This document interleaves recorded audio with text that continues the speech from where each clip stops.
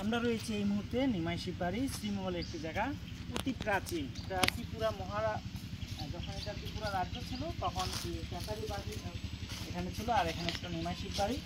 তো বলার অপেক্ষা রাখে না যে অর্থ এলাকায় তাদের একটা অনেক বিচরণ ছিল। এখনও এখানে বছরে দুইবার অনুষ্ঠান হয় এবং জায়গাটা অনেক চলার কাছে অনেক আছে। তো আমি এই কোনার থেকে দেখা, এগুলো অনেক বড় দিঘি একটা, এই দিঘির অনেক কথা রয়েছে। তো এগুলি যদি আমরা বলতে চাই আমাদের অনেক সময় লাগবে, 3 ঘন্টা যদি বলি এই নিমাই শিববাড়ি নিয়ে, তারপর আমাদের শেষ হবে না। শুধু আমরা আপনাদের এই লোকেশনটা একটু দেখানোর চেষ্টা করছি। আর একটা কথা, এখানে এই যে এরকম নিরাপত্তা যখন আসে, এই নিরাপত্তা এই নিরাপত্তা যখন আসে তখন অনেকেই এখানে ভয়ে গোসল করে না, এখান থেকে ধরে মারে।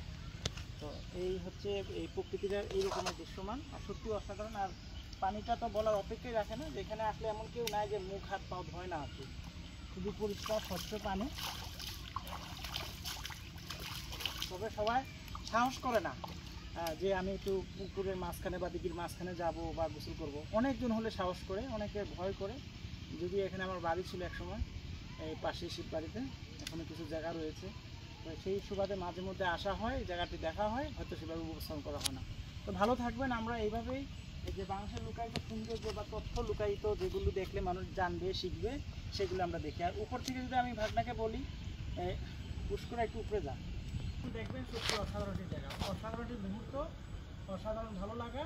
আর বরাবর তো বলার অপেক্ষা রাখে না, দুই পাশে প্রচুর দিঘি।